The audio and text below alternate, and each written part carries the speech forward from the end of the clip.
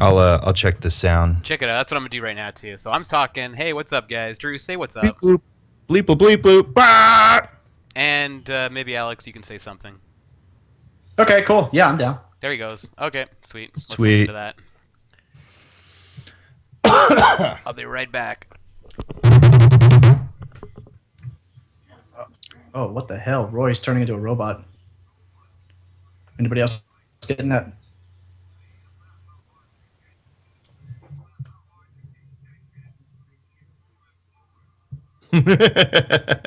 God, that sounded ridiculous. How's Rory turning into a robot though? I missed that. Oh, my whole everything just stopped for a second there. I don't know what that means.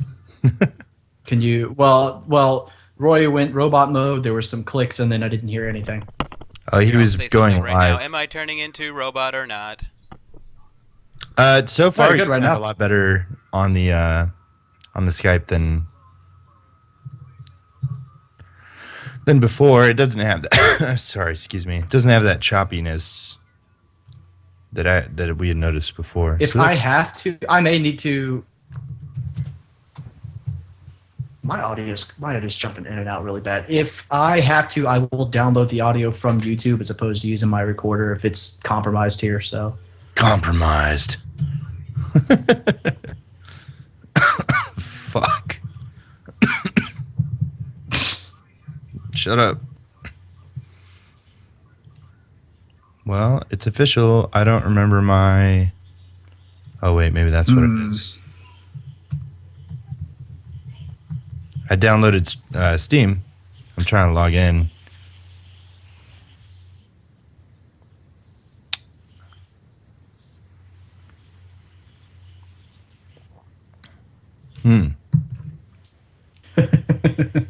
That's if you haven't used it for a while, or like my client automatically logs in on my desktop. So if I have to go back like through the web or my phone or whatever else for some reason and log in, I'm screwed. I always have to reset my password.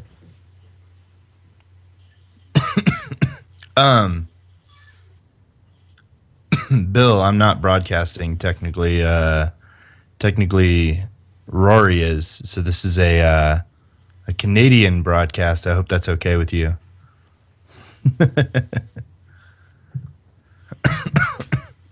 Damn it.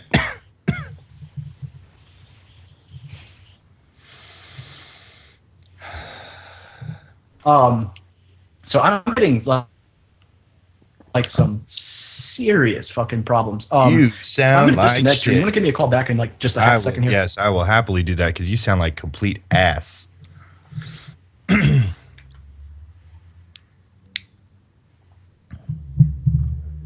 Go for it, man.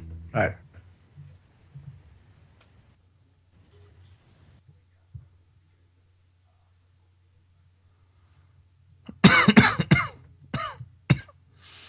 Oh. Take your time, Rory. All right. Alex had to get off because his shit was terrible, so he's trying to troubleshoot it.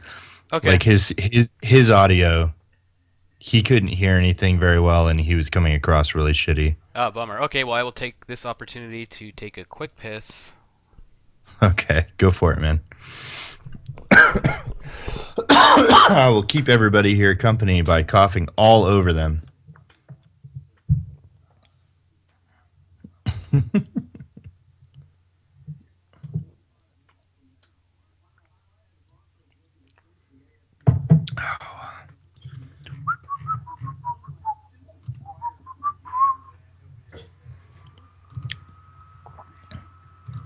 Bill didn't respond to me. I was talking to you, Bill. I don't know if you heard what I said.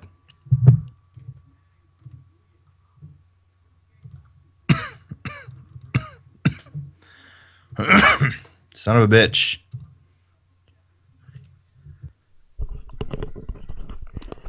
And I'm back. No time to wash hands. Oh, Jesus. Why would you have to tell people that? I'm really hoping. How do I sound? You sound a lot better now. Yeah. I don't know. I'm really hoping that persists because I don't know what the hell just happened. All I did was disconnect and walk away and come back. So I don't know. William was on Sometimes the wrong that's channel what you again. gotta do. How many times does that happen, Bill?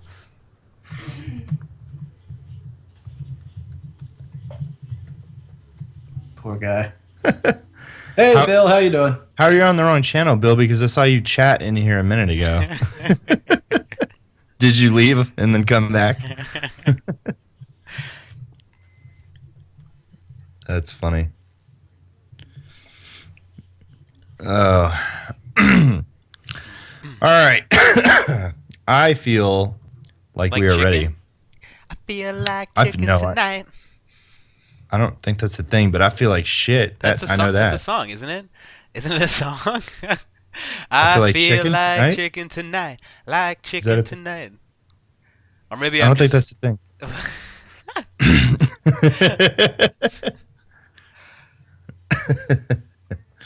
All right. Bar. It gave me another link. I don't know why. Who gave you another link? Don't be taking strange links from people, Bill. That's safe. That's not safe. That's how you get internet That's AIDS. malware. Yeah. Yeah, that's malware territory, bruh. Bruh. All right, bruh. Bruh. About to kick All right, this bruh. up, bruh. You ready, bruh? Kick it off, bruh. Let's do it, bruh. Yeah, One time, bruh. One time. bruh. World Star. World Star Hip Hop. Welcome, everybody, to Rated M for Podcast. Today is Sunday, December 14th, and I'm your host, Drew Freeman. And I am joined by, I was going to do it differently, and I decided not to. I'm joined by the lucky Canuck, Rory Wood. Hi. Good job. Good job, Rory. Thank you. Bring I the wanted thunder. to go for an understated performance this time. Hi. And as always, now and forever, my heart, William Alexander. I'm just reading your name as it Raptors in shows the up on streets. Skype. Oh, that's okay. Cool. Well, there's Raptors in the streets, so that's all you got to know. Hashtag Worry Raptors about in Streets. Hashtag No Doors. Straight up. This is Rated M for Podcast, your favorite video game podcast. We are part of the Rated M Gaming Network. Check us out at r8dmgaming.com. We're beginning the end of 2014. This is part one of our two-part end of 2014. Goodbye, see you later, sayonara, fuck off 2014 video game shenaniganza. I like that. I was going to say Make it extravaganza. Shenanapalooza. Yeah, shenanapaloozagans. So this episode's going to be a little different. We're going to be doing just a walkthrough of all the games that came out this year that we give at least 2 fucks about. It has to be 2 out of the 3 fucks that we can give, at least 2 of them, and we will talk about it. So I should look at this. yeah, you probably should. Damn. I can already see Shovel Knight's missing. What month did Shovel Knight come in? I'll throw Google it it, in bruh. somewhere. Google it. Wikipedia. That's what I used. I literally just used Wikipedia. I was like, well, all right, these work. I knew I recognized the way that those fucking names pasted in there. That's right. Yeah, I pasted them literally directly from the Wikipedia page. All right, so we're gonna go ahead and get started. February, like nothing happened in January. I think a bunch of reissues or there is a tendency. We're starting to see a real common thread of like games come out on whatever quote unquote exclusive platform they have, and then they come out later on other stuff. And so when you're looking through the list, you're like, they didn't come out that day. Oh, it's for Mac, or like, oh, it's for Xbox Live. So we'll kick things off in February with Threes. Alex, you put this on here. What's up with Threes, bro? Threes is an awesome little game. February 6th it dropped on iOS, and I think it was a couple months maybe before it hit Android. But it's a little game where you match little tiles with numbers on them. So you start off with maybe a couple 3s and a couple 6s. Everything goes in kind of multiples of 3, and you slide them back and forth until they're next to each other. You get 2 like numbers next to each other, and you can combine them into a new number. And then you continue to do that and try to get your score as high as possible. And it's a simple concept that is very difficult to master because it gets to a point where every move you make, you have a predictive card on top that's going to tell you kind of what you're going to get or exactly what you're going to get. Sorry, what? I have no idea. But it's a really, really, really neat game. I've spent a lot of like weird downtime where say I'm waiting in line somewhere or on the toilet or whatever else, and It's just that perfect game to pick up. You can play around in as little as a couple seconds or however long you want to take. It's in my opinion the perfect cell phone game. It's so when it came, excuse me, when it came out, I remember people talking about it, and like the numbers have characters, like they have personalities and they talk to each other. Yeah. Is that true? Yeah, man. That's crazy. Each one, well, it's not so much like that Well, they kind make of like little oversells it a noises little and bit. stuff. They make like cute noises. Yeah.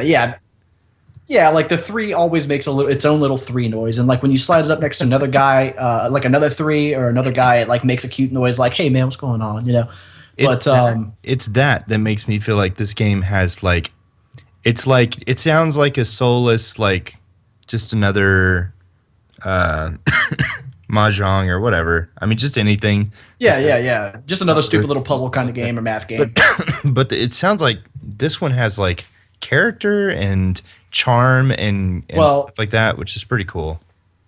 Yeah, I will tell you the biggest thing that sells this game past its competitors in that kind of stale bullshit mobile game genre Yeah. is the music. And I mean the sound design in general, like those little That's character right. Yeah, I need character the quirks and stuff. Yeah. But the music is really, really good. And it's Cool. super ambient, just relaxing, kind of elevator music almost, but it's really good. I really like it. And it suits the game really well. It's not distracting at all. Rad. So last thing, you can get this on Xbox One and play it while it's snapped while you wait for things to load. Are you serious? Can you really do Yes. that? Yeah, you can play it while it's snapped. Yeah. Well, you have another game. Thought I'd let you know. I- playing? Guess what I'm doing tonight? yeah, I think so. Yeah. Huh. I actually play threes during most podcasts. Yeah, it's like it's really good for like if you're playing. I know when it came. So it came out in February, right? Titanfall came out Yeah. in April, March. I thought it was April. Anyways, when Titanfall, like when the beta was going and when it first came out and people were waiting for matches, I knew people who were playing threes like while it was like snapped while they were talking to people in the lounge, like in the pregame Oh lobby. my god. Yeah. Titanfall came out in March. I had no idea that was possible. It's amazing. Yeah, Titanfall came out the same day as Dark Souls because I had to pick up both versions at the same Yeah, I time. thought so. I have it copied in here weird. Yeah. I don't know where I got that. Unless I got the wrong date from something, or I don't. Who could possibly know? Yeah, the 11th. No, I got it. I just have it on here twice for some Yeah. stupid reason. No, I put it in All right. March just now. Yeah, it's already in there. If you Where? look at the 11th. No, I just. Oh So- shit. Okay. Yeah. So we kick March off. March was a huge month for this year. We kick March off with South Park on the 4th. South Park Stick of Truth. Rory, you played a lot of this, didn't you? Well, I beat it and went close to 100%ing it. But yeah, I mean, it's not a huge game, but it's one of my game of the years for sure. It was one of those Really? very like easy to digest RPGs in the same way that Child of Light is. I don't get into RPGs Yeah. very often because they tend to just be really long games, and I don't want to, Little on average closing. spend, over 20 hours or so with a game. I like to play a game, have a good experience, and move on to another game because there's lots of good games. And South Park is one of those You a RPGs hoe. that is, a 15-hour RPG basically, and you can probably 100% it within 20 hours. And yeah, it's fucking phenomenal. Looks amazing. I had a shit-eating grin on my face the entire time because it's literally like an interactive version of the show. And the writing is amazing. I can't say enough good things about it. It's one of my games of the year, easy. South Park, Stick of Truth. Very cool. Very cool. Alex, did you get any time with South Park this year? I did not at all. I think you'd like it because it is an RPG and it does have like classes and all that cool stuff. And See, It's that's very, the thing is like Mario RPG South in a Park sense. humor. Okay, see, South Park humor for me is like I was really into it at one time. I fell off the wagon right about the time the World of Warcraft episode hit, which is unrelated, but it was around that time where I was like, I'm kind of done with this. I still appreciate it for what it is. If I catch an episode, it's okay, but that's why I skipped on it. I was like, I'm not going to drop $60 on a game I might kind of like,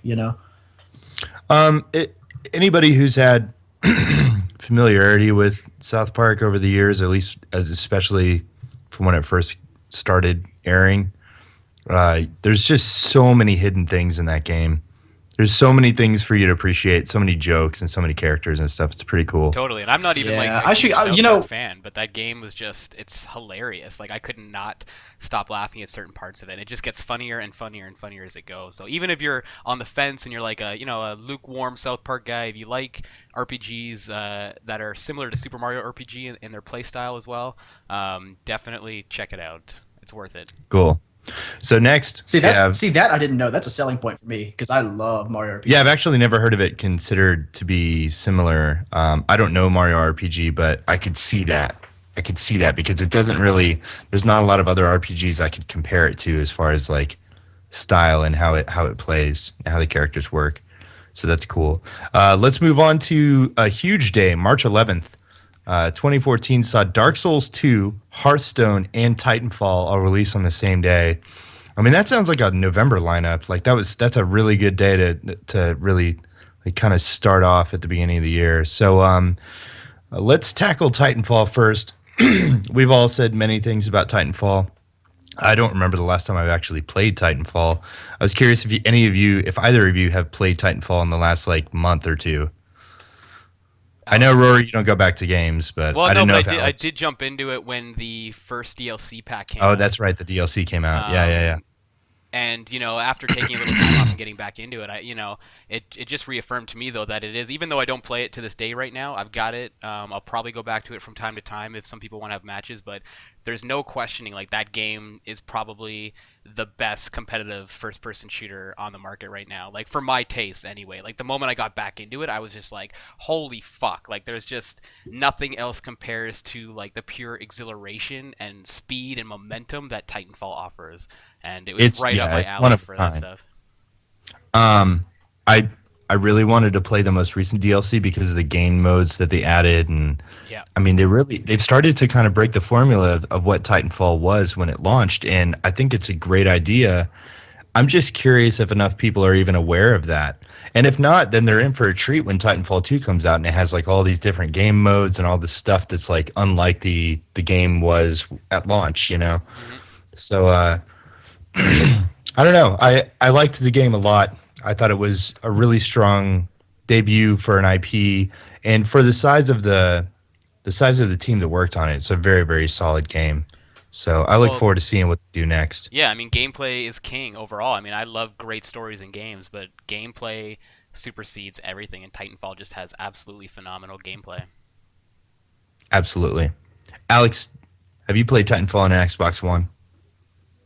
No, I have not. I You played the should. shit out of it on the PC though, which it performs better there anyway. So like, who cares? That's true. That's a good point. Yeah.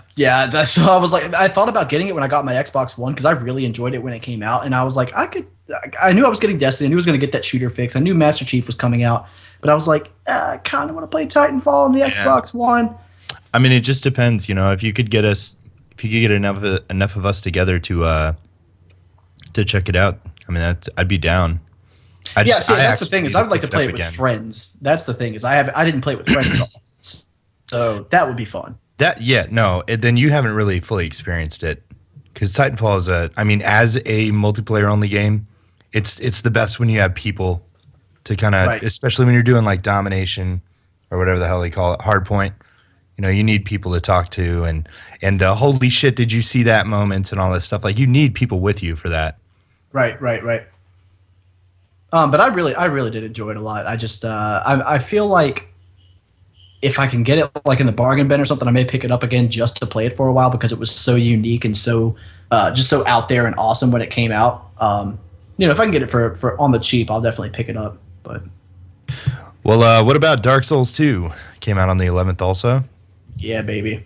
Did you play it, boy. Alex? So yeah, dude, I'm a huge Souls fan. Okay, I want to hear. I would definitely want to hear about this then. Okay, so I bought the collector's edition first off. It is just, I've been a fan of the Souls series since Demon Souls, so I was super excited for this when it came out.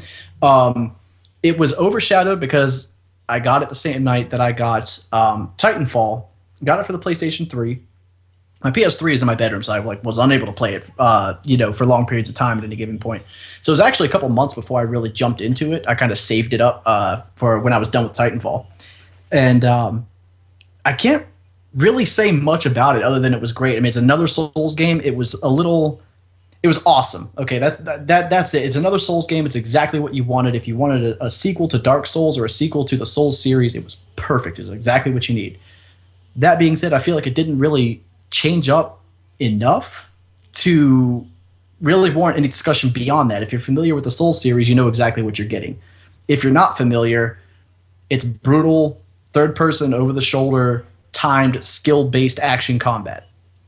That's about all it is. Dark Souls 2 comes out for the PS4 and the Xbox One the day Bloodborne comes out.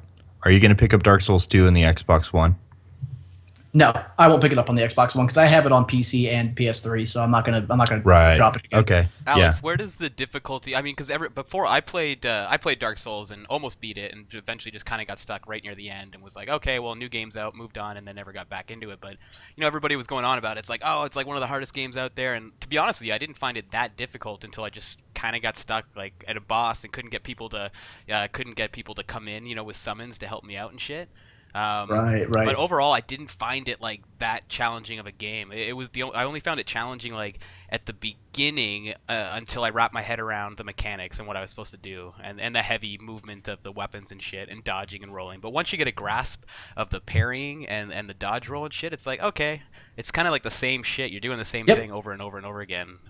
Not in a bad way. Not it's a great game. Yeah. I didn't find it as difficult as everybody said. It was just like once you get into it and you understand the mechanics, then it's like anything else. Yeah, and that's the thing is it's that entire series has always been about learning telegraphing of attacks from NPCs and learning your character's exact movement, you know what I mean? So learning exactly when to hit that parry button or exactly when to backstab and stuff like that. Once you get that down, if you're not switching your equipment up back and forth a lot, or you're facing a lot of the same enemies or fighting in the same area a lot, it gets really, really easy. Where it is difficult and where those games shine and where my favorite part of the gameplay is in PvP. So that's a totally crazy, unpredictable, crazy element of the game. I really like the PvP stuff. And it's it was great. The only thing I don't like is, and I don't have a better way for them to do it, but is the system that they use where you have to be within plus or minus, like I think it's 5 levels or 7 levels to join a game with someone. So that's the reason you probably couldn't find anyone to help you, is you were probably over or under leveled for that part of Dark Souls that you were at. So, all right, guys, I'm gonna have to push this along. Pushing along. The other game that came out that day was Hearthstone. I'm curious if any of you guys have experience with Hearthstone, what your take on it is. I don't know. I watched a couple Twitch streams. It's not for me. I can appreciate why people like it, but card games and tabletop things, that's just I have zero background with Magic or anything like that. I don't even understand how this shit works. I want to control a character in a 3D world and be told a great story. And again, I can appreciate it. I can understand why people are into it. It's not for me. I played it really hardcore for like maybe a month or so, and kind of I didn't want to spend any money on it, so I kind of just dipped out. I didn't want to grind and really fight over and over and over again to kind of get better. So, but it's a solid game. If it were a physical card game, I could see myself buying the cards. For whatever reason, I can't make that jump to a solely digital card game. But I also have a background in Pokemon cards and Magic and like all this stuff, like all the CCGs. So it's like a language that you understand at that point. Yeah. And it's a great, well-balanced, amazing collectible card game. If you're into that stuff, that is going to be like your bread and butter. But it's definitely not something that's for everyone. So the next thing on the list is the controversial Metal Gear Solid 5 Ground Zeroes. Rory, I know you played through this. Yep. Alex, did you give it a shot? Or no, I did not. I don't like Metal Gear Solid at all. I'm not a Metal Gear guy. I'm looking at this list, right. and I've straight up played, I would say, 60 to 70% of all these big games, like easy. Well, probably good. More than we'll lean on you and your ballin' Kids World rolling in the dough ass. I like to play games, man. I don't miss big games. I try not to. So looking back, do you feel like Metal Gear was worth your investment, worth your time? You know what? Like, it's a good demo in a sense. Like, it's a good game. Like, I enjoyed playing it. Admittedly, I streamed it the first day I bought it. with I think I had a couple buddies over, and we're like, let's see, whether or not this really is a paid demo or not, because everybody was kind of saying it was. So I streamed the whole thing, and we didn't Right. know what the fuck we were doing, and we were fumbling through it, especially my buddies, and we got through it. We were rolling the credits, at like an hour, I think, maybe maybe an hour and a half tops. And I know there's extra things to do to 100% it, but when it ended, I was like, God damn, like I'm on the side of like that was a paid demo. Really, like Yeah. sure I can spend You time felt in it, but I can underwhelmed. spend hours in a skate demo too, just learning new tricks and popping Oh around yeah, in man. a small area. It's like Yeah, you didn't spend money on the skate demo. exactly. So Yeah. if you can find it for $10, $15, I think would be the max. I think it was worth, but it's a great game. I just don't think it was worth the price that they were charging off the bat for that. But I did really like it, and it did get me excited for Metal Gear 5 for sure. So moving on, Infamous. Rory, you're the only one that played it. But I didn't play it properly, so I don't really have a true opinion on it. I dabbled in it at a friend's house, and all I can really say is that it controls nicely. It's more Infamous. I played the other Infamous games all the way through and loved them. The particle effects are probably some of the best particle effects. How about this? Infamous was supposed to be like the first big hit for the PS4. Yes, it was the game that I looking at thought I it- was going to buy a PS4 for, and I still Looking haven't at it done for looking at it from the perspective of the first year of the PS4's cycle, and when the PS4 launched, the consensus was, hey, it's the cheaper one, but it just doesn't have shit to play on it. Like it doesn't have anything specific that you need to play on your PS4. And then that game that everybody pointed to around the corner over the horizon was Infamous. And the same could be said for the Xbox One. They were saying the same about Titanfall. I feel like Titanfall delivered on what it promised. And I know people were confused on what to expect or critiqued the full price for a multiplayer only game, even though that is not a new thing. No, people pay $60 but I feel like for Call of Duty, Titanfall- and they never touch the single player. So I don't. Titanfall hit pretty close to the note that it was supposed to, but I don't really feel like Infamous did. I don't know. Did anybody else get that impression? Like, how do you feel? I think that's just people's, again, expectations running away with people, right? The game is a great game. In my short time with it, I had little issues with just the world and how alive it felt, and the pedestrians like were really stupid, and it didn't really feel like a living world. But the gameplay is fucking awesome. It's smooth. It looks phenomenal. But yeah, just people's expectations looking for that first big game. But Infamous is a great game. It really is. From the brief time I've spent with it, anyway. Yeah, it's a good series, and I just think that leading up to it, it felt like a lot of people were putting it up there almost on like an Uncharted level of like, this will be the game. Wait till this shit comes out. Infamous is going to be the one. And then it came out and everybody was like, all right, so anyways. Diablo's coming out soon. Yeah, that'll be the one. I don't know. I thought it was really interesting to see Infamous come out and then just kind of like, I didn't hear that word. No one mentioned Infamous for the rest of the year. Like I haven't seen a lot of Game of the Year talks yet because we're just getting into that. But I'm curious to see if anybody lists it. Like I don't even know if anybody would list it for the Game of the Year. I don't know, man. It's a good game, but it's a tough one to squeeze into the like let's say 5 games on average are kind of nominated for each category. Let's say so. Yeah, and I think it's got a lot going for it, especially this one. Second Son had a cool aesthetic and interesting, well, potentially interesting characters. And it had like setup. The superhero open world game is one of my favorite genres that I really feel like still needs to find its footing. And this is a good step, but I was just surprised that people were putting it on such a high pedestal. And yeah, expectations is a topic that we've talked about, and it's kind of a trend this year. But I would like to see Infamous step up that one step, because it feels like just one step below like the Uncharted's and Gran Turismo's and God of War's of the PlayStation lineup. Infamous is exclusive, yes, but on that level, no. Just like Fable. Fable is exclusive, but not exactly up there with Halo and Forza, and stuff like that. Yeah, it could be, but yeah, we'll see what happens with the next one. Yeah, I want to see what happens next. I really do. I hope those guys really just go all out on the PS4 and continue pushing what they kind of laid the groundwork with. Well, they Second do. If Son. any of Sony's studios at the moment have a chance of becoming like the next Naughty Dog for them, I think it could be Sucker Punch. Yeah. So Oh, we'll yeah. see what happens Yeah. though. I would agree with that. All right, so next up we got Diablo 3 Reaper of Souls. Alex, have you played Diablo 3 Reaper of Souls? God, I didn't even touch it. No, I played know, right? the shit out of that game. Yeah. You and I actually, Yeah. you and I, we live streamed most of our adventures through there. Yeah.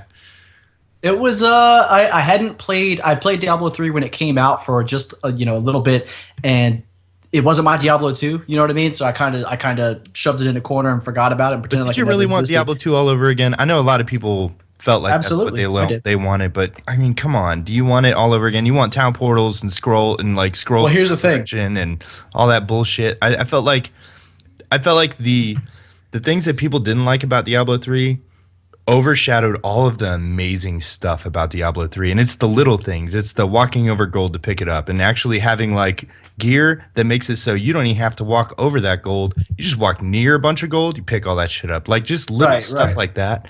So cool. This game was great. Yeah, I was not initially impressed because, and I'll be honest, I was with the rest of that entire boat. It was the art style. Yeah. It was the art style, and that's funny coming from someone who played World of Warcraft for so long. But Yeah. I didn't give it a chance. I picked up Reaper of Souls. Actually, not in March. I picked it up a little bit later. I want to say it was like June or something. But yeah, man, that's they really redeemed themselves in my eyes with that one. And if there's ever a Diablo 4 or a sequel or another expansion, I will buy that shit day one. Yeah, Reaper of Souls. I did a review for the patch leading up to Reaper of Souls. I did a review of Reaper of Souls. We played the seasonal hardcore stuff. We've been playing off and on all year, and that is easily one of my games of the year. And when it comes to PC games, it's the only fucking game I play because I got a little dinky laptop that somehow magically runs it. But man, Blizzard, man, good. Yeah, they're fucking magic when it comes to optimization. Yeah, it's Reaper of Souls, man. Holy shit! Like anybody, so we have all these Destiny fans, and we have all these buddies that play Destiny. And if you like Destiny, if you like loot, if you like the concept of Destiny, yeah, and Borderlands and stuff like that, go play Diablo 3. Holy shit! Like it's great. So the dumbest fucking thing. The dumbest fucking thing is having perfectly good gear in Diablo for your. It's having perfectly good gear for your level in Diablo 3, not feeling underpowered, not needing anything, and something drops that's marginally better, and it's like it's your fucking birthday. That is, I absolutely adore Diablo for that feeling because you just don't get that everywhere else. Yeah. Well, Reaper of Souls is amazing. I highly recommend people to play it. It's definitely one of my favorite games of the year.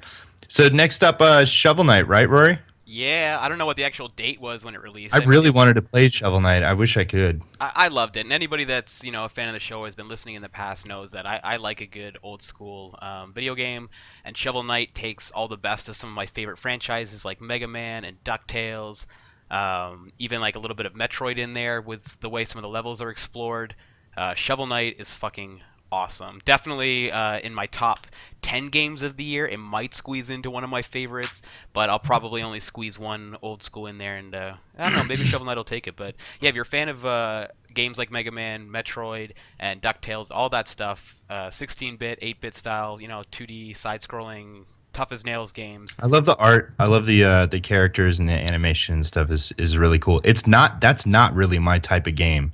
But that of those types of games, like I wanted to try this one. It's really I wanted to fucking check cool. it out. You'll probably be able to find it It's fairly so cheap good. somewhere. So definitely keep your eyes open and check it out. What would I play it on? Can I play it on Steam? I think it's coming out, or it may be out for Steam. I played it on Wii U. I think it's Steam and Wii U right now. Okay. Maybe I played it on 3DS. It's got to be on the Vita, right? Or coming to the Vita? It might be. Oh wait, isn't that one of the games that Sony just said was coming soon? Yes. That's why They've was it Kratos? Yeah. Yeah. Okay. So yeah, it's coming out on more stuff. No, that isn't that. Yeah. No, that's in. No, they have Super Time. Well, they have Force and Shuhei. right? Shuhei's in Super Time Force. And But in any case, it's on Kratos, Windows. You can Shovel play it on Knight. Windows. Yeah, go play That it. shit Though. It's correct. fucking Steam. awesome. I will check out Shovel Knight. April. We moved into April, and April Fool's God damn Day. We found out that the Elder Scrolls Online really is coming out. and it came out on the 4th, and we played it. We hit up our boy Razum Dar, and my main man. I really enjoyed the world, and I thought it was a good game. I just like Reaper of Souls was there staring at me on my laptop, just glaring in my face. My Xbox One's looking at me like, "What the fuck are you doing?" I just got here a couple months ago, bro. Right? My Xbox is like, "You've never paid a monthly subscription for more than like a month. What are you doing? You're not going to play this game." And like the world just pulled me away from it. Child of Light came out, and I was just like, "Damn it! I really do like this game, and I like the world, and I want to see more of it." I don't know if like the setup of how that game works makes sense. It makes sense to have like the middle zone, the PvP thing. I really like the PvP, and I like that. Like, of course, if you're of the Aldmeri Dominion, how could you ever possibly go to Skyfall and go just chill? But if you told me we're making an Elder Scrolls MMO that has the entire world in it, really? Can I just go anywhere? No. What? Why not? Because that's how we have it set up. It's special. Shut up. Don't worry about it. Like if that felt like a more connected world, and there wasn't the setup, the narrative setup makes sense. But if the narrative setup was maybe different, and the game felt more rewarding to the explorative gameplay style that I think most people enjoy out of Skyrim, I wonder if that would work a little more. I don't know how you can make it feel as structured as most MMOs are these days without kind of breaking that exploration thing. But I just all of it, all the systems, the way they have it set up and everything, it all totally makes sense. It just didn't feel very good to me. Like it didn't feel fun. And I know that it's because it's an MMO and you have to play with friends. And we were playing together, but there just wasn't enough going on for me. Yeah. But you have a totally different take on it, so I want to hear yours. Well, I'm going to keep this super brief and not like last week. I mean, honestly, brief. Basically, the Elder Scrolls came out. It was not the best of either world. It was not the best of the Elder Scrolls, that's my favorite franchise of all time, and not the best of MMOs, which is my favorite game genre of all time, right? So really, it was not the best of either, but it was a perfect combination of both. You just have to look at it that way, and it's all a matter of perspective, and I'm not trying to change anyone's opinion on the game, but I will say this.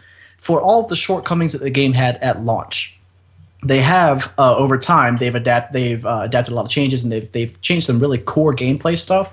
Just in January, they were just talking about this. I think December 4th, it was the most recent like road ahead thing. They are going to be introducing a justice system where you can murder NPCs, you can steal from NPCs. They're going to be introducing it incrementally, so they're going to do that first and make sure all of that works and it's all set. Then it's going to go towards players as well. They haven't released any details, so I don't know if you can just like steal people's hard-earned gear and things like that. I imagine that would be a big problem, but they are making changes. They're making very core changes to this game. There have been too many to list here without taking too long. I will say that if you like MMOs and you're looking for that fix and you're not currently playing anything else, pick it up and give it a try. Give it $15, for the month and then buy the game and see what you think. I actually think the game comes with a 30-day pass. If you don't like it, you're out the purchase of the game. Sorry. If you are currently playing another game and you have friends that are playing and you're already in an MMO world, probably don't, which actually it hurts me to say that, but probably skip it because at least until January, it's not going to be worth it. And I do want to give a quick shout out before I'm done. December 4th, they also said that the console version of this game it's basically complete. It's basically done. The only problem is they don't want to release it right now because they're introducing the justice system on the PC in January. They want to get that. They want to get that in and set and working and functional before they put it out on consoles. So you can see February, March release, something like that. I don't think so. I don't think it's going to be longer than that. As much as I hate to say it, I think it'll probably be April or May. But it is coming out. They showed someone playing it. They said it works just fine. The UI has been completely redesigned. Should be good. So I will definitely give. If you're looking for shot. If you're looking for a console MMO, you won't find a better one. Even Final Fantasy, which I played extensively too, you won't find a better one than Elder Scrolls when it comes out. I can promise you that. I would probably agree for now, and I would definitely reconsider it on the console, especially since we know enough people that could potentially play it with us that it might be Right. pretty sweet. That PvP is really cool. I mean, it's just constant capture the flag, Oh, king of the so hill much fun. Yeah. in a big open world, and it's so cool. So moving on to Final Fantasy. Rory, I don't know if you checked this out. I have no clue. Like, I highly doubt it. But I did not. Alex, I know you played Realm Reborn, right? You Yep, played I did. this one. Okay, I didn't know if you played just the original Final Fantasy 14 or if you played both. No, I played this one. It's actually on the April list because it came out for PS4 in April, but it actually came out the year before. So my discussions are only for the PS3 and PC version, which is all the same thing. They're actually all cross-world, but it is a solid game. It plays very very much more like a World of Warcraft clone than say the Elder Scrolls did. Yeah. It's very much a World of Warcraft clone, but set in a very Eastern or Japanese JRPG styled world. The typical Final Fantasy tropes are there. You've got chocobos, you've got the kind of over the top cutesy characters and stuff like that. But it's a solid MMO. It really, honestly, I would still play it right now today if other people I knew played that game. Because it is. It's a great MMO. It's kind of like the culmination, the perfect culmination pre World of Warcraft expansion, the Warlords of Draenor. I said to myself when Final Fantasy Realm Reborn came out, I said this is actually the absolute perfect version of this business model Of like this the type of game. MMO, the World of Warcraft type MMO. Yeah, it totally it encapsulated everything I wanted. You can play you start off as a class, but you only need one character. You don't have to level alts because you can actually, when you switch your weapon, you become another job or you become another That's pretty class, fucking much like a cool. lot of Yeah, I remember that. Yeah. So like, you can switch, like if your raid doesn't have a healer and you've leveled up your healer weapons in your healer class, you can, somebody drops out, your healer leaves in the middle of a raid, you can say, "Oh, hold on, dude, I got this. Just go get another DPS. We don't have to look for a healer and sit here for an hour." That's amazing. It's great. So next up on the list is Hearthstone. I mentioned Hearthstone for Windows and Mac for the month prior, but you played it on iOS? Alex, didn't you I play played it this on- on iOS or? I did. I played it on iOS as well. I played it mostly on Steam, but I played it on my tablet as well. It's same thing, solid. It performs great on The even an performance, iPad 2, which it's is what still I the was same. playing it on. It played Yeah. great. Yeah, Yep, exact it's same pretty game, no sick. different. So the other game on the day that Hearthstone came out was Trials Fusion. I put that on there because I want to hear Rory talk about Trials. Have you gone back to that? I know that's just the best like time killer, and I'm curious how if Trials has like been your little like quick 30 seconds of fun. I'm waiting for this one game to download or whatever. I got seconds to kill or whatever. Is Trials sticking around as long as the previous Trials games did when you're on 360? To be honest with you, it's like all the stuff you guys know me. Like even those games that stick around forever. Like it's great to go back to, but I haven't gone back to it in ages. Like there's been lots of Okay. DLC coming. Yeah. I thought I would mess around with the track editors a lot, and I dabbled at the beginning, but never finished anything. There's just so much to fucking play, man. Like honestly, like there's no game in existence that is worth me not playing the next big game. I've said that before, but like I mean it. Like there's just no game is fucking good enough to make me not play the next good game. And that goes for Trials, it goes for little handheld things, it goes for the biggest fucking blockbusters of the year. I'll put in my time, I'll finish what I can. If I don't finish the game, it's because it's just too much, but I always try and finish the stories.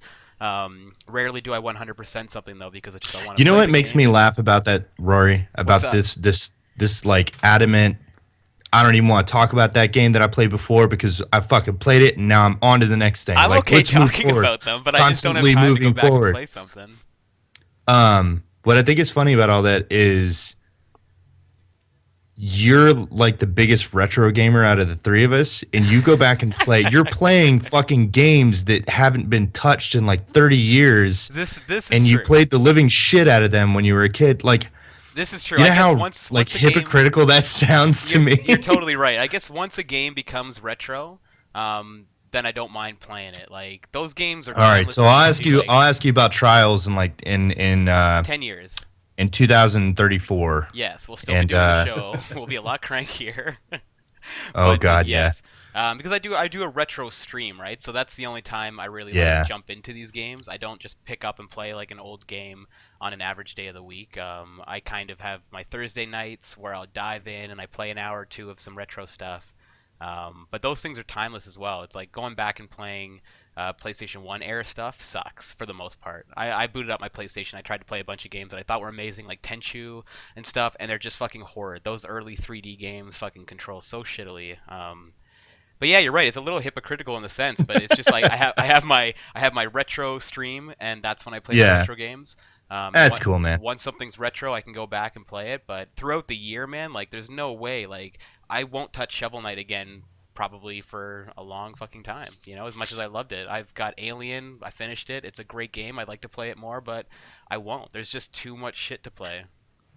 All right. So moving on.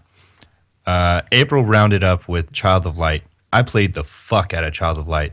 That game is gorgeous. That game is super, super cool. It's one of those games that it's a perfect example of a game that is really good and it introduces you to a world and characters and a system, a game system, and like just this aesthetic that's one of a kind. But I don't want a sequel. Like that is a great game that just exists on its own. You know what I mean?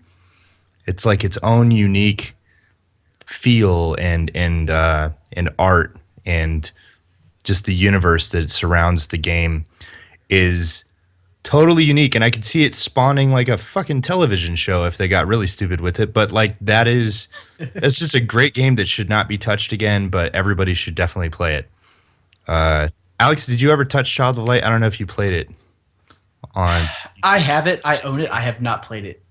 I want to so bad, and I honestly want to play it with my oldest son because I think you should. Yeah, I was gonna say you should play it with one of the kids. Like what you should do is play it with them. There's no voice acting. You should read it all out to them because all of the writing is in limerick. It all rhymes. Should I use my sexy voice? Yes. Probably not with my kids. Well, that's probably not with your kids. Someone else's kids though. You're good. Listen, Roy, I don't claim to have an actual sexy voice. It's just my sexy voice, if you know what I'm saying. So that was April. Moving into May. Another like we're kind of going down these unique, cute games. Peggle 2 came out in May, and don't fuck with Peggle. I was just playing yesterday with my nephew, or the day before yesterday, and that was so cool. Like that was so cool. He's never played a Peggle game or anything like that. He's 5, and he kicked ass. He got all kinds of lucky bounces and was just, oh man, it was so cool to see him like freak out when he got it right and when he was doing good. He went like 6 different screens in a row without failing. Like by the time he failed, like he didn't even understand. He was like, "What do you mean I failed?" For a 5-year-old, that's impressive, dude. Yeah, it was really cool. Like I was really impressed by him. Peggle 2 is the shit. Like Peggle in general is the shit. Yep. I really like that game. So Super Time Force. I wanted to highlight it just because I thought it was like it came out on Xbox One, and at this point, we're almost literally a year after the reveal of the Xbox One. We're a couple months after Titanfall coming out. Xbox One really didn't have that like indie vibe. They tried with the ID at Xbox push, I think, which was at E3, which was after this. But I felt like Super Time Force was a good example of like, okay, no, Xbox really cares about indies and stuff like that, and they want, cool games and interesting stuff, and they're not just going to push Dead Risings and Rise and Titanfall down your throat. They're going to give you options, and games like Child of Light, which is an indie feeling game, but it's by Ubisoft, so it doesn't really count. And Peggle 2 is an EA game, so I mean, like, that doesn't count either. Super Time Force is just a really fun game, and it was cool to have that on the Xbox One so early. Mm-hmm. I really like Super Time Force. It's got a really cool aesthetic to it, and they're bringing it to Vita now. Like that's a perfect game for Vita. Yeah. That's super cool. So Wolfenstein after that. Rory, you played Wolfenstein, right? I didn't actually. It was one of the few big ones that I missed. What? Yeah, Oh man. I didn't play it, and I don't know All if right. I'll ever get around to it. I'd like to play it, but we'll have to see if schedule, leaves some room for it. Um, why don't we try something here? Uh, Alex, you're taking notes. We have a game here that the three of us haven't played and is like supposed to be one of the biggest games of the year. We should put it on the collective Rated M for podcast backlog that we need to get around to playing, hopefully by the end of next year, and see if we get a chance to look at it. Could be All something right. fun. Okay. Could be something fun to do. Got it. Let's make it a contest then. Who does it first? I don't know. That's not fair. Let's just I say think- we have to play it by the end of the year, and if not, there'll be some sort Yeah, of if you don't, repercussion. if you don't play any of these games by the end of the year, then we'll make that into a contest. All right. But it'd be fun to kind of have a backlog, a running like official backlog, and then maybe we can all agree to get the game together and play it, and still be able to talk about it. Guys, I'm primarily a PC gamer. That's terrifying to me. Like when you mention backlogs, I'm like, no. No. When I say backlog, I'm saying like starting from the moment that we're talking about now, not like, dude. Oh sure, yeah, I know. So- I'm just saying I have like PTSD when I think about my Steam backlog. I'm like, stop it, no, go away. No, man. I mean, me and Rory are mostly console gamers, so you need to keep that dirty PC dick out of this situation. Yeah, my PC Stop is talking used that for trash. emulated old school games. That's basically it. Yeah, Which is almost the greatest used for a PC. I'll be completely honest with you. you can be our PC eyes and ears for the Wolfen. Like if we're doing a backlog, we're playing games, and there's a PC version, you can play the PC version just for us to come. Oh, cool. Yeah, You know what I'm saying? that's a great idea. I'll do that. All right, so next up is Watch Dogs. Did you play Watch Dogs on the PS3 or 360, Alex? Nope. Damn, Negative. fucking. I have not touched it. Yeah, Rory, Watch Dogs. Yeah, I played it. I didn't beat it. I still got it. I'd like to finish it someday, but honestly, it just did not hold my fucking interest. I thought it was like really bland. Every now and again, I kind of caught myself enjoying, walking around the world and stuff. And I legitimately, like, when I played it, I didn't even like run anywhere on the street. I would actually just like walk casually. It kind of took a hold of me that way. But yeah, the game, I don't know. It just didn't grab me. I found it bland, really. I got maybe, I don't know, I'd say 15 hours, of gameplay out of it, and then I was just like, fuck. I just didn't go back to it, man. It just did not hold my interest, but it's on the list to finish. But yeah, I don't know. It was Makes me sad. it was okay. Like I really wanted to play it. I was looking forward to it a lot. I had skepticism from the very first moment they showed any of that gameplay way back when, and everybody was just like, "Oh my god, this is gonna be the best game ever." And I was like, a lot of that felt really scripted. I don't think that's how it's gonna work, but we'll see. And then a lot of that back and forth, just kind of paying attention to it, getting excited for it, getting skeptical of it, and then when it finally came out, I just wanted to know if it was fun, and because remember they pushed it back because they literally said the game is just not fun. Yeah, And you're like, oh, that's a bad sign. my thing was that like I just found it like every now and again it was like making me like do combat in a sense. And I didn't want to do that. Like I tried to play the game 100% stealth, like until I was forced to basically like pull out guns and start firing at people. And I don't know. It didn't hold my interest the way like a Grand Theft Auto does. It was a good first attempt. It's one of those games where it's like, okay, good first attempt. Now let me see what you do with Watch Dogs 2 because there's You're curious with the future of that franchise? Yeah, definitely. I think it has a ton of fucking potential, man. I really like the hacking mechanics. I really enjoyed how people can invade your worlds. That was like one of my favorite parts of the game was that all of a sudden it would be like, hey, so-and-so's in your game hacking you. And I loved that sort of stuff. It kind of reminded me of the Dark Souls when people would just invade your fucking game. And I like that kind of stuff. And I think there's a lot of potential with the series. That first game just didn't quite sink its claws into me to the point where I wanted to finish it in a few sittings. But maybe I'll get back around to it. Great foundation. And yeah, looking forward to seeing what they do with it for sure. I want to check it out now that it's been out for a little bit and it's cheaper. I really have a lot of catching up to do for the last year and some free time, so I think I'm going to be trying to do that. Next up on the list, a little game that some of you kids might know about. It's called Mario Kart. Hey, it's me, Mario. What? So next on the list September 9th. Go ahead and give your spiel about Mario Kart, guys. Alex. It's good. It's good. Okay, I'll go ahead. I can keep it really simple. I play with a few of my friends who don't typically play video games a lot anymore. They're about my age, but they're not gamers. You know what I mean? And they come over.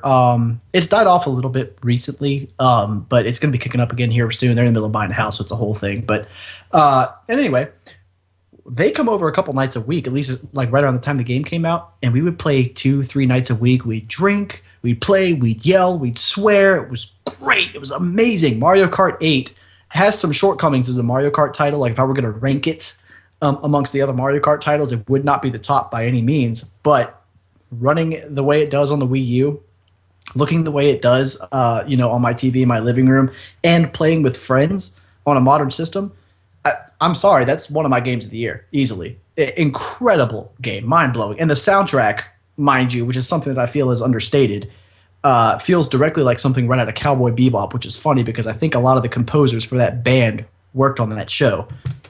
Incredible. Like that game is right up there with my game of the year. Yeah. It's a lot of fun. I finally got to actually play and see it at 60 frames. And man, it is the realness. It is. Mario Kart is Mario Kart, Rayman, Super Mario 3D Land, and World. Thank you. World. I knew I was mixing that up as I said it. You could tell. And I guess Bayonetta, like all really hint at like this console can do so much. It's just not doing it, except for in these like handful of games. Yes, it did. Yes, Mario Kart 8, like I echo a lot of what Alex said, except for like the ranking of it. For me, when I first played it, I was kind of bouncing in my head if it was my favorite Mario Kart, and it's not. My favorite Mario Kart still to this day is Mario Kart 64. But Mario Kart 8 is probably my top 3. Like it would be Mario Kart 64, I'd say and then maybe Double Dash. I know it's kind of not one of people's favorites, but I really like Double Dash. And then Mario Kart 8. So I'd put it in my top 3 Mario Karts personally, but fucking great game. Oh, except for battle mode. Fucking Rory, internet. What's that? I say it's. Oh, sorry. I was gonna say phenomenal package. Internet Brofist. The battle mode though. Yeah, totally. Internet Brofist though, because I am one of those like degenerate Double Dash dudes. That was a lot of D's. I'm Dash guys. Like that's my favorite Mario Kart game, hands down. It's really good. I could see why people didn't like it, at the beginning, but like, going back to that game, a little bit after it came out, it's fucking phenomenal. Great gameplay, great courses. All right, moving on to another great game with lots of D's. Destiny, guys. Holy shit.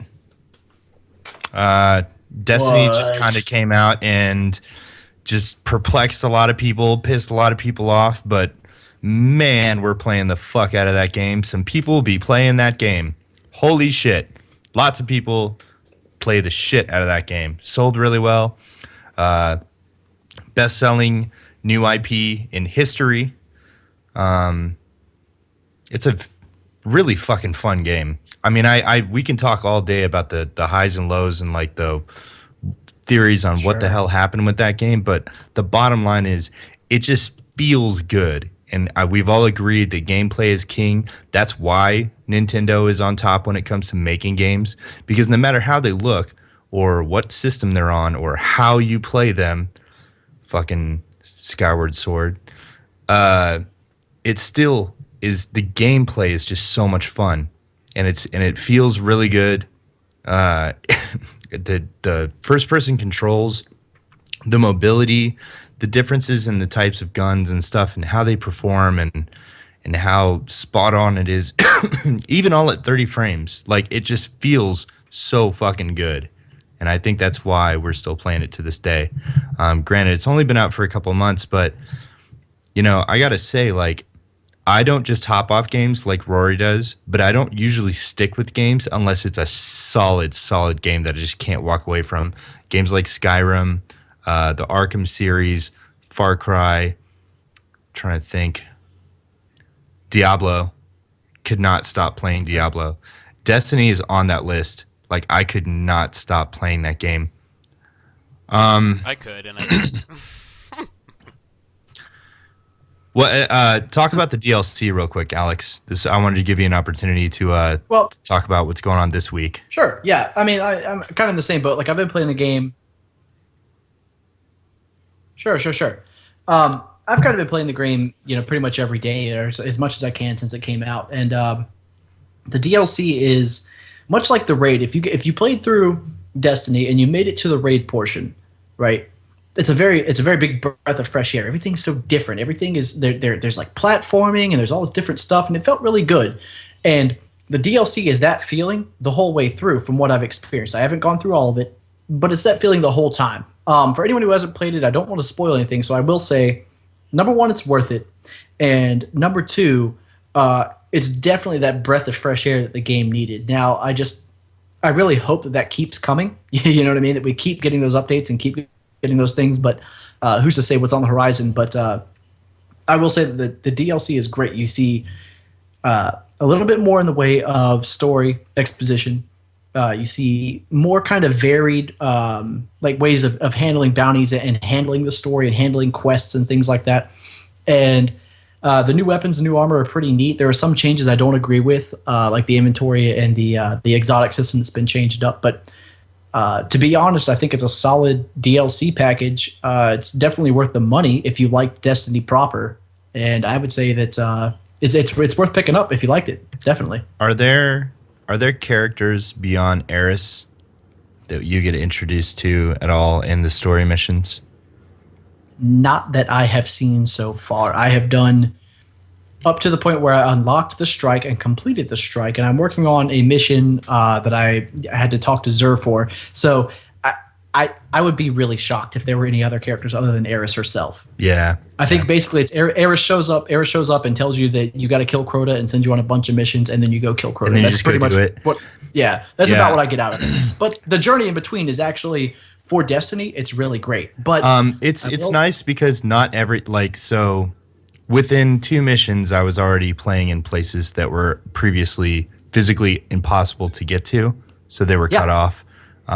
So it's nice to play in places that you've literally haven't seen before, assets you haven't seen before, because that was a risk. I felt like, to me, like in my mind, I was like, man, they're going to release this DLC and it's going to be so samey that people are just, I mean, sure, knee-jerk reactions, people who are just going to say like, oh, it's all the same, doesn't matter. They're going to say whatever they're going to say. But as long as you have played enough of this game to even know if there are reused textures or reused assets or whatever, it's nice to see that there aren't. Like there are, but there are also new there are things. also a lot of new ones, yeah. And there's an sorry, fucking, I don't know if you noticed, I'm sick. There's an encounter with the wizard, like the second mission. She puts down poison things, just like in the vault, the vault of glass with the what are they called? The glowing green guys that come out during the and they put down that poison. And it was just interesting because like that encounter, I can't remember any other encounters that really stuck out in a fucking story mission, like not even a strike, in a story mission that had something as strategic as like, hey, you can kill this guy quickly, or you can just keep trying to deal with his ads, and there's just going to be more poison everywhere, and eventually you're not going to have a place to stand. You really need to kill this guy like now. I thought that was cool. But yeah, I can see any negative statements about it being like, it's basically the same argument that people had when Destiny came out, which is still there's not enough story. There's not enough differentiation between gear and all that stuff like that. But I will tell you that if you liked Destiny even for just a week or two, if you really had fun playing it at all, go back and check this out. Go back and check the DLC out because it's so great. But you got to be at a certain level, don't you, to enjoy the DLC? Yes. Yeah. Yes. And what level is that? Isn't it like high 20s or something? I don't remember. Yeah, I want to say you can probably start reliably enjoying it at about 26, 24. maybe 27. That's even 24. My problem with it all is that like I really fucking love the gameplay. Like you guys were saying earlier, like the gameplay is absolutely fucking phenomenal in that game. It's so good. But Yeah, I, but I to don't get like to grind. 20, you I don't just like. have to play the game. Yeah, And see, I then to don't. get from 20 above that, you just have to keep playing the game. And that's the Like thing, that's the though. It's like problem. I Like don't want people to call it grind. I grinding. don't like. It's grinding if you have to literally repeat the like in the just stand around in the same area and kill the same guys for hours on end. That's grinding. Going out into the woods in World of Warcraft and killing wolves for 24 hours straight like the guys in South Park. That's grounding. That's not what you do. You Yeah, just play the fucking game. No, I Like still, it takes yeah, but you're doing investment the of same time. shit. You might be doing it in like slightly different areas, but to me, like Destiny, it's still grinding, man. Like I finished the story, I enjoyed it up until I hit level 20. I think maybe I hit level 21, and then I realized, okay, well now there's nothing left for me to do except do the exact same stuff I've been doing over and over and over again for the chance of having better gear. And that's just not for me. Like I enjoyed it up until that point, though. Well, that is, I mean, that's a part of that type of game. Totally. Just like, I mean, just like the difference between like I'm not a racing guy because I can only go so far before I'm just like, well, did some more driving today. Totally. Like, I mean, that's so yeah. You gotta have a level of desire. Exactly, and I'm not faulting push the game. past Like it's a well, solid yeah. game, but it's like it's not going to be one of my game of the years. And I Yeah, really yeah. did enjoy it up until that point. I thought it was going to be one of those games though that really bridged everything, like they were kind of saying, and it was going to make me want to play over and over and over again. But it didn't. To me, it was just like I'm doing the same stuff over and again. The story was like really fucking pathetic, but the gameplay was amazing. But yeah, once I hit level 20, 21. I was like, okay, I'm done, which sucks because I think the raids look really fucking awesome, but I just don't want to have to put all that time in and play the Crucible as well. I have to play Crucible and certain things. Like, fuck that shit. I hated the Crucible. So, anyway, good game. Not for me after level 20 though, which sucks because the raids look amazing. But oh well, I'll never get to try those. Let's move on. Shadow of Mordor. How'd you feel, man? What'd you think? You're the Tolkien guy. We've talked a little bit about it, but I mean, you've had enough time in it now to kind of get a comprehensive image of it. So, what'd you think? For anyone who's listened to the last two shows where I've talked about this game, my opinion hasn't really changed. It's a phenomenal game. If you're looking at it from a gameplay perspective, if it wasn't tacked on with the name Mordor or implied that it was in Middle Earth or Lord of the Rings, fucking game of the year all years. It's an amazing game. Which we established. I mean, because it wasn't. It was supposed to be a Batman game. Right.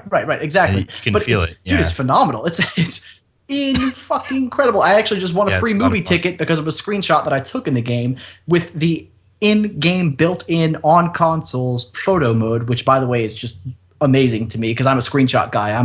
I'm an in-game photographer. That's what I do. Yeah. But it's a great game. The gameplay is solid. The combat is solid. The progression is good. Upgrading your weapons and your runes and all that shit, it works out great. If you're looking at it from a purist point of view, if you are a Lord of the Rings nerd, if you're into Lord of the Rings, it's not offensive. I mean, at least I wouldn't think so, but I'm kind of hard to offend. I mean, it's not like, wow, they totally shit on this whole thing, but it's also kind of doesn't make any sense. I look at it like bad fan fiction, or I just really the way I look at it, honestly, for myself, is it's just not a Lord of the Rings game. It's just a game where you're fighting in a fantasy world, and it's great. I had so much fun with it. All right. So moving into October, it's Smash Brothers on the 3DS. Alex, did you play the 3DS version of Smash Brothers? Like a motherfucker. Really? Yeah. No, I didn't know you played the did. 3DS version. Oh hell yeah! I still don't have the Wii U version. Oh shit, that's right.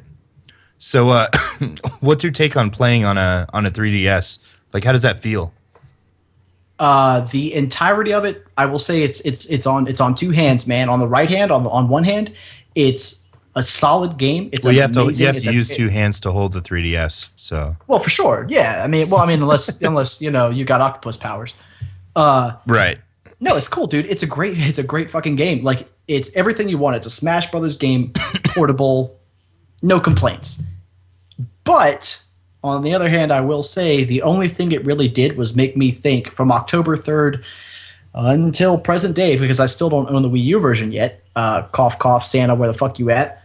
I know you listen to this show. The only thing I can think whenever I play it is like, yeah, I know you listen to me, son. You see me when I'm sleeping. The only thing I can think every time I play 3DS version is like, damn, this would look great on my TV. Like, I really want to play this shit on the Wii U. That's all I can think the whole time.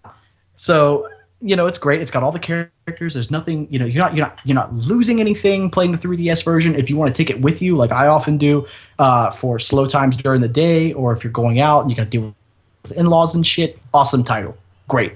But you will be longing, very much so, especially if you already own a Wii U. You will very much be longing for that Wii U version if you don't have it. All right. Anything to back that up, Rory? Yeah, I don't know. I agree. I was kind of zoning out for a second there, but yeah, it's a good game on 3DS, but I'm not a handheld guy. Like, I don't like playing on handhelds and those small little controls, and especially I hate slide pads, like instead of analogs, like the 3DS has. It's a good game though. I reviewed it and gave it a good score. It just wasn't for me, and it kind of felt like the warm up really. Like then I got the Wii U version, and I was like, fuck.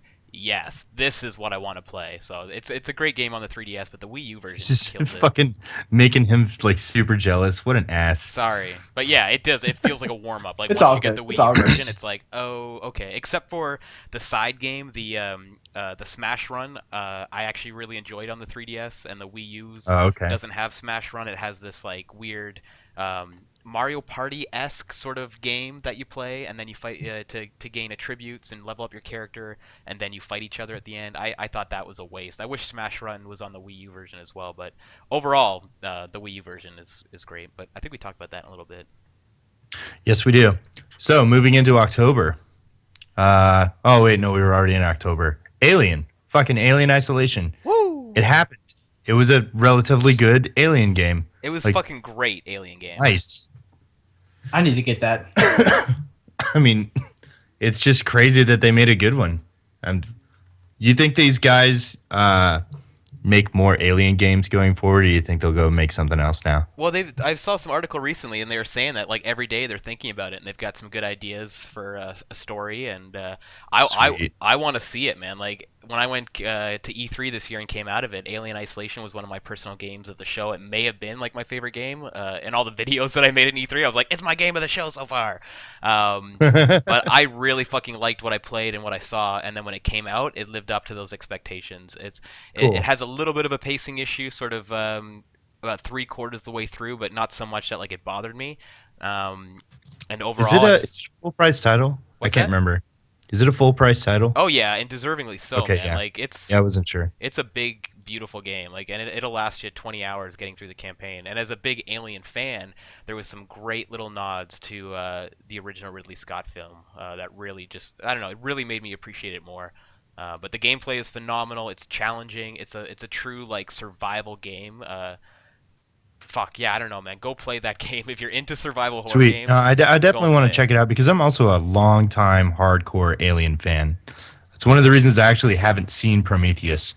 Because everything I read was, if you like Alien and the lore of it and are like a hardcore fan, do not watch this movie. I was like, all right, I'm not. I haven't seen it either, Drew. Same No, reason. I think you guys should watch Prometheus. I mean, it's a bit of a train wreck in the writing. I've given it enough time to kind of come out and like get prepared for it. So I think I will be actually seeing it soon. But I think I'll see it and then maybe play Drew. Alien Isolation to fix that feeling.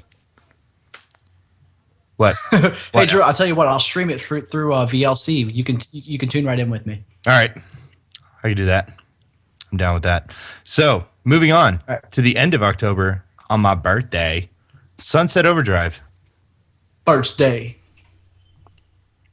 Anything for Sunset Overdrive? Anybody? A lot of I praise. wish. Rory, I wish are I you could still with play us? it. I wish. Yeah, I'm here. Sorry, the girlfriend's coming in the door right now, so I was Oh, trying to. don't she know we're doing our job? I know. I'm trying to give her the death eyes. Be quiet. Tiptoe. Shh, shut your mouth. I fucking love. Bitch, shut up. I'm trying to talk about video games. That's one of Sunset Overdrive is one of my game of the years personally. Yeah. Okay. So, you want to see more of this franchise, or do you think it was a good one-off? Like, how do you feel about it? I would definitely like to see more, but I won't be disappointed if there isn't more. As much as I loved it, it's one of those games that could totally just live on its own and be what it is.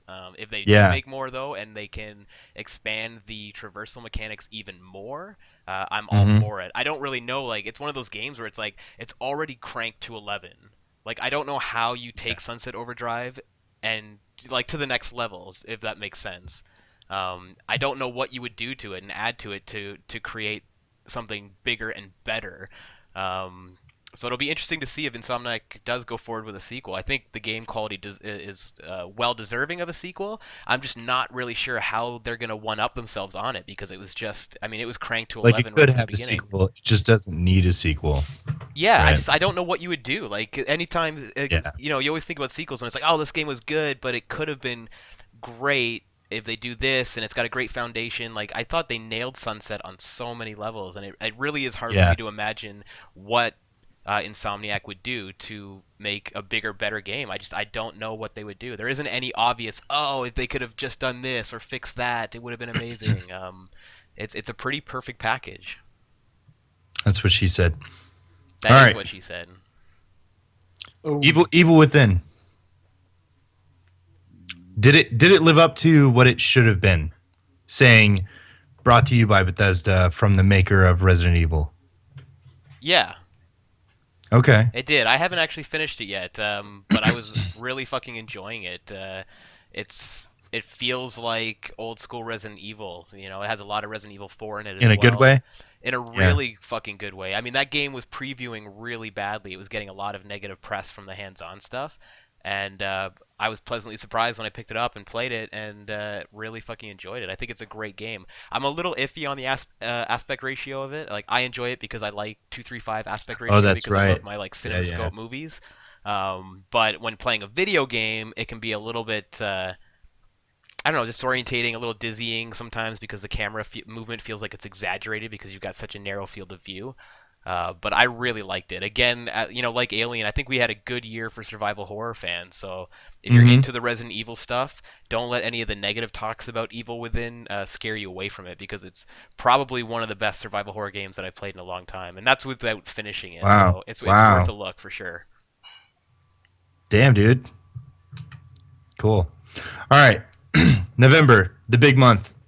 We got to get through this because we have lots of, we have to do our own games of the year, and we have lots of stuff from the community I want to try to squeeze in at the end. So, Call of Duty, Advanced Warfare. Do we feel like this is an improvement on the Call of Duty franchise as a whole? For everything you've seen and read and maybe touched a little bit of. Yes, Okay. absolutely. I feel like it is. Do you want to see Advanced Warfare 2, or do you want to see just Call of Duty continuing to try different new things? Like, how do you see that playing out, Rory? I haven't played Advanced Warfare. I've only seen, you know, some Twitch streams, and I got to see it at E3, and it really impressed me. I thought it looked really fucking awesome.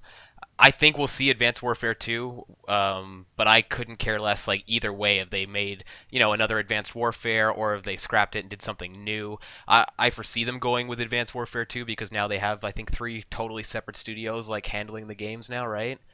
Yeah, 3 Right? studios, and now Yeah. they're getting 3 years to work on it because Yeah, of so that. I can imagine that, you know, the Advanced Warfare series will have like its own trilogy, and whatever Treyarch, or I guess Treyarch did this one, right? So it's in, oh no, Sledgehammer did this Yeah. one.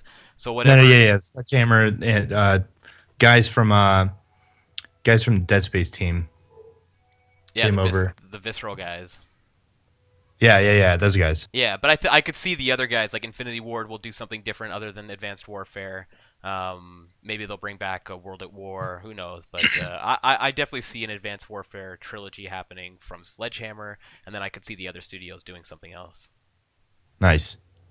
All right, so moving on. Assassin's Creed Rogue. Did anyone play Assassin's Creed Rogue? I did not, but it No. looked pretty cool. Do you want to add Assassin's Creed Rogue to the official Rated M for Podcast back catalog? I would say yes Uh, normally, but I don't really play on the old things anymore. Do I? Do Yeah, you I have still them, have my you have them PS3. around? I have a PS3 still hooked up, so I could play it on that. I What don't know about if you, I want to Alex? add that one too. I think if we're gonna add games to our backlog of stuff, let's keep It it should be like top tier, like one of the best games. Yeah, Well, let's as someone keep it- who has let's keep never it new played an gen. Assassin's Creed game, Oh Yeah, shit, someone that's who's right. Alex kind of forfeits this because he doesn't have like the background to. Because I really want to hear about Rogue. Like, I would like to have the discussion between the three of us about Rogue from the perspective of like, oh yeah, man, we played all the games, and like, how does this one stack up? Because I'm not hearing that. Like, I'm not hearing how Rogue as the story and all that stuff applies to the bigger universe. And everything I hear about Unity is marred in the fact that it's a broken fucking game. And so I like, this is a really weird year for me because I've never gone a year without playing Assassin's Creed ever. And this is almost an entire year without touching Assassin's Creed. And it's fucking weird. Like, I didn't realize it until I knew I wasn't buying Rogue. And then when Unity came out, I was planning on buying it later because I wanted to buy the Master Chief Collection, and then I was actually planning on playing Far Cry first, and I was going to save Rogue or Unity for December, and I just heard so much shit that I was just like, well, fuck. And I know of a lot of people, a lot of the guys that Always On podcast, I think played through Unity. They even played co-op, I believe, and they liked it for what it is. You know, there's bugs and stuff, but you could still play the game. It's not like it's Battlefield where it just won't even run or something like that. I'm curious about like the bugs. I saw the videos and stuff, obviously, but like I have a couple buddies that are playing through it since launch, and they said, yeah, they ran into a few things, but nothing that was like game breaking and nothing that was ruining the experience. And they said it was all extremely overblown. And since then, I mean, Ubisoft's been patching it, and it's supposed to be running a hell of a lot better now. Yeah. So I'm definitely looking forward to checking it out. I'm considering it. Do you want to put Assassin's Creed Unity on the Rated M for Podcast back catalog list? Yeah, I think Unity. Does that work? Yeah, I think Unity deserves to be on there. It's a big release. All right, Alex, would you like that to be your introduction to like proper Assassin's Creed, or you want to play Black Flag first? I had anticipated it being my introduction anyway because I got the Unity bundle of the Xbox One. So you were planning on playing that first? Yeah, sure, that works. All right, let's add that. We'll add that to the list. Yep. And we'll kind of come back to this next year and see how that turned out. I'm really hoping I can get to it before the summer at least. So let's move on. November 11th was a massive day. Halo: The Master Chief Collection came out, and as the resident Halo guy, I gotta say, performance aside, what they managed to accomplish here is just groundbreaking, legendary, and I don't think is fully appreciated and probably won't be for a long time. They put 4 games together. They put 6 game engines together. There's 3 different forges. There's this cross-game playlist thing where you can basically start a playlist of specific types of situations, and you'll play through a chapter, and then it'll take you to the other game, and it'll just boot it right up. Like, this is beyond the orange box. The orange box didn't have you saying, like, I would like to play all the way through Half-Life 2 and Episode 1 and Episode 2 seamlessly. You had to go out to the menu and say, I'm going to play Episode 2 now. Like, just little things like that where you can play through all of them seamlessly or jump back and forth via a playlist or something like that. Like, it's just fucking bananas what this game is. And then on top of that, you have Nightfall, which was not bad. For it being free, it was pretty fucking cool. I don't think anybody's looking at it from the fact that it was basically packed in with this game, so it's technically free. Depending on how you want to look at that. And then we have the beta around the corner. I think the Master Chief Collection is probably one of the best deals in gaming I've ever seen.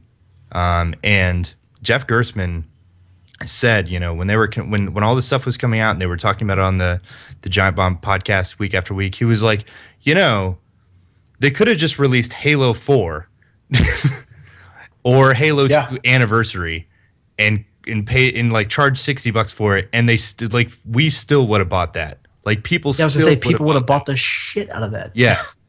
So what's amazing is they did all of this and people still want to bitch about it because they get to buy it and they have it anyways. Like, people are spoiled. It's hilarious.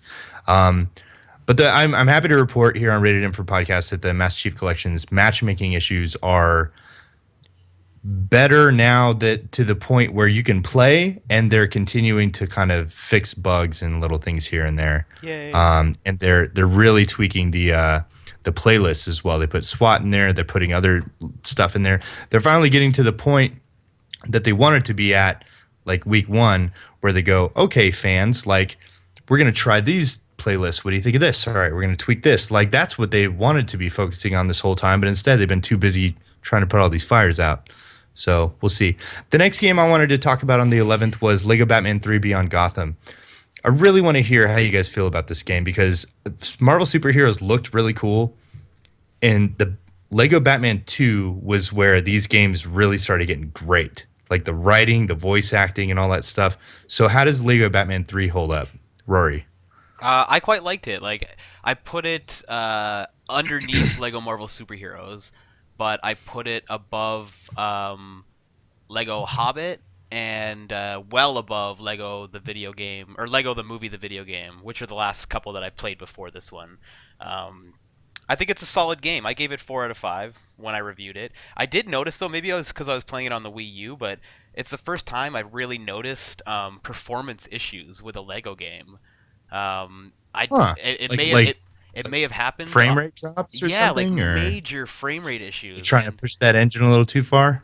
I don't know. It doesn't look any prettier really than the other ones. I don't know why it would be different, but it is the first Lego game. That's what I mean. Like maybe they're taking the same engine that isn't prettier than the other ones because it's the same engine, but they're trying to do too much with it. Maybe, I don't know. But that said, too, it's the only Lego game so far that I've played on the Nintendo console. I always played them on the Xbox 360 or the I missed PS3. that point. So this is the first Lego game I played on the Wii U. And I was surprised going through it. There was a few moments, and granted, there's a lot of characters and a lot of stuff happening, but there was a few moments where it fucking like dropped hard, like down into the 15 that sounds framing. like a Wii U thing, man. Right? Sorry, I missed that. That could be cut out. That could be a Wii U thing, right? It very well could be. I made note of that in my review that it was like I only had a chance to play the Wii U version, so I made a note that this is where I noticed the frame rate, and I can't compare the other versions and to let people know if it was like that. But overall, it's a solid game. Like if you're into the Lego games, it's a good one. There's some really amazing little details. I think I talked about this last week or the week before, but just like one of my favorite things is just like when you're the Flash, for example, like he moves super fast, obviously, but when you like just tap on the analog stick very just a little bit to make a character kind of creep along slowly, his legs and arms are still moving at fucking light speed, and there's just lots of great fan service in there as well with references to the 60s Batman stuff and Wonder Woman. If you're a superhero fan and a Lego fan, it's definitely worth checking out. Nice. Well, I gotta say though, I'm really interested in that game mostly because my niece, they get all the Lego games for her son, and they're getting him Lego Batman or Lego the movie video game, and I was like, no. I was like, you need to get Lego Batman 3. They're like, oh, but he just got the Marvel Superheroes one, so we didn't think he'd like the another superhero one. I was like, yeah, but the Lego movie game. Video game is not good. It's not that it's not good, but it was like it's every now and again TT games, Lego games feel like a rush job, and that one definitely like did. The first Indiana Jones. Yeah, it definitely did. It felt like just a classic movie tie-in sort of game where it was like they used that team has to be huge. That team has to be massive for all the games that they work on all the time. I mean, I understand they probably reuse the shit out of assets. I know I would. But I feel like there's probably a young team at TT that's like, okay, you're the new guys. You're working on, like Lego Iron Man 2. Like, here you go. So yeah. All right, moving on. Alex, cover your ears. November 13th, World of Warcraft Warlords of Draenor came out, and holy fucking shit, 10 years later, this game is still amazing.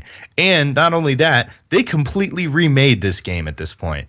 Like what you do on a daily basis when you're in the expansion content is so fucking far removed from what you would normally do in a regular World of Warcraft game. It's ridiculous. They've somehow managed to so listening to the instance, I think the wording that they said was they somehow managed to basically bring Warcraft, the game, like the feeling of being in charge of everything and being that general, bringing that into Warlords of Draenor and World of Warcraft, and it sounds fucking rad, dude. I gotta say, like, I mean, I'm enticed to kind of go back and buy me a 90 and just check it out because that day to day of just managing your what are they called? Garrison managing your garrison, all the stores in it, and you have followers, and you can like level them up and send them out on missions, kind of like Assassin's Creed Brotherhood style. They come back and they're better, and they can be your bodyguards when you're out in the open. And it's just fucking ridiculous. They all have names and stuff, so there's a bit of like that XCOM thing going on there. Like World of Warcraft has no business being this good this long later, and here it is, man. It's out. It's fucking great. And they're back over 10 million again. Like that's crazy. That is pretty intense. All these years later, man. 10 million just this month. 10 million people. $15 a month. There you go. Oh my god, I can't. I'm telling you, man, I played that game so hard for so long. Like I said earlier, I've been an MMO guy. That's my genre. That's my thing. Jesus Christ, this expansion has me looking at World of Warcraft like that old ex after a breakup. You know what I mean? You're like, Man, it's been long enough. She looks pretty fucking rad. Jaeger just dropped his battle tag in there. You know, we have a clan. See? I mean, we have a guild. I'll just plug it real quick. Kill Jaden. We're on Kill Jaden. Rated M for Podcast has a guild. Go check it out. But yeah, that's all I wanted to say about that. So we'll move on. So you can put your boner away. Thank you. Dragon Age Inquisition. Holy shit! Like that's restored. I know, right? I really want to play Dragon Age Inquisition really bad. Me too. I didn't think, like, I guess it's been long enough now, but I didn't think I'd be ready for another Skyrim experience, another just like Lost in the World and like just a beautiful, expansive gameplay experience. Nah, man. This sounds cool. Like, I really want to check it out. We'll see. I can't put my finger on it, though. I don't know what it is that... I think it's maybe just because I'm looking for it. I don't even know if I'll like Dragon Age to play through it enough. I do like BioWare games, so I feel like that's good enough, right? Yeah. For me personally, I feel like... see, my copy arrives tomorrow or Tuesday, and... Yeah. I feel like for me, the hype has been like, yeah, I've seen a couple trailers. I don't stay up on game hype. I'm one of those guys that like I hide from game trailers and stuff. Sure. But I'll say like from what I've seen and what I've heard, just the idea of it in general, I'm like, damn, I think it's just time. It's that time. Yeah, Skyrim's been a couple years, and I haven't really, like you were saying, I haven't gotten lost in that world, and I'm like, yeah, I could do that shit. I could do that shit right now. That sounds good. And so I'm amped, and getting critical reviews the way it has, like you can't argue with it, See, I think that's what entices me the most is the fact that people are like, this is the best game ever, and I'm like, what the fuck? Seriously? Like, I'm just curious now. Yeah, that game came out like 3 weeks ago, and people are like, "Game of the year, all years, fuck you." And I'm like, I was okay, like, that's what? all right. Wow, seriously, really? Are you We'll sure see. about? We're all gonna get a chance to play it. It's gonna be under my Christmas tree this year. It seems like that perfect holiday game. You have a few days off. I like big open world, so I'm looking. I hope you get some time to play it in between now and next week, Alex, and you can kind of maybe just let us know what your initial impression is of it. So let's move on. The 18th was also a massive fucking day, a massive day for 2014. Far Cry 4. Hell yeah! Oh my god, I want to play it. I want to play it so bad. Like that, like of all the games that I haven't played this year, this is the game that I want to play the most. Mostly because Far Cry 3 was just so fucking good, and everything that I've heard about this game is it's more Far Cry 3 just in a different setting. And honestly, that's fine with me at this point. Like, I don't need Far Cry to innovate. I wasn't tired of it. I just got tired of playing on a 360. You know what I mean? Like, now that I can play this on an Xbox One, like, fuck yeah, sign me up. I'm really stoked. You've been streaming it, Rory. You've been streaming it again recently. Yeah, I finally got back into it after dealing with those 2 reviews that I had to do. So I really like Far Cry 4. I'm not going to go into too much detail because we talked about it a lot, but it is more of the same, which is not a bad thing. It's just one of those great games to kind of get lost in and explore. Like I sometimes I find myself just wandering around and hunting. And last night when I was playing it, you just run into weird shit. Like a tiger was fighting a bear. I'm like, oh, Crazy. And the tiger won, and then a fucking rhino comes running in. You're like, oh shit. Are you serious? Wow, that sounds fucking cool. It's a great game, and I like jumping on top of the elephants and charging down the road and fucking throwing Hell things yeah. out of the way. And if you liked Far Cry 3, you'll like Far Cry 4. It hasn't grabbed me the same way that number 3 did. I don't think the story is as good. I don't find the characters quite as interesting. There was something cool about the third game where it was like I felt this urgency all the way through because you were with a group of friends at the beginning and the shit is going down. Yes, yeah, And I and can you're looking for them, and you're Yeah, and like, I you can just kind- imagine I them kind being of tortured imagine and stuff. that with my friends and stuff. Like, holy shit! Like, what would I do if I was in a situation where I had like all my friends were like kidnapped and being tortured? No offense to Rory, but I could totally picture Rory having friends that are literally the people that are in Far Cry 3. Unfortunately, I don't really. Have That's any friends, amazing. But it's that game I loved, and Far Cry 4 I'm having a good time with, but I don't really care for the characters all that much. Then the story's not pulling me in the same way. But the world is gorgeous, the gameplay's just as solid as it ever was. I mean, climbing up a mountain, jumping off with the hang glider, dropping the hang glider, and squirrel suiting it down, pulling the parachute, That's my shit. dropping that, diving into the water, fighting a fish, coming out. It's pretty crazy. I want to play. All right, so the next one is also a game I'm fucking just dying to play. I played over 100 hours of Grand Theft Auto 5 within the first month of owning it. So I'm a huge fan of GTA 5 specifically. I thought it was a massive improvement over GTA 4. I wasn't actually a huge fan of GTA San Andreas because the mission setups were just fucking atrocious. And so since Vice City, I haven't really played a Grand Theft Auto that just completely engulfed me. And GTA 5 is one of the best games I've ever played, period. Like, I fucking love that game. And now the first person, it looks so cool. And in like the graphics and stuff, I mean, I've obviously only seen it on like 1080 60 or whatever the hell, like best resolution it can run on my laptop on YouTube, and then I can watch it on YouTube on the Xbox One, which I'm pretty sure doesn't support the highest fidelity possible. But god damn, that game looks fucking amazing. Like, God, really want to play it. Alex has yet to play GTA 5 because he's a heathen, haven't even touched it. fucking psychopath. Busy over there playing 3DS games, play GTA 5. Yeah, but All right, so on to a game that we have all played and we have all enjoyed very much, Middle-earth: Shadow of Mordor. We have talked a lot about that game this month specifically. We talked about it during the September games. God damn, yeah, we've talked a lot about this game. So I will just say I hope people learn from this game.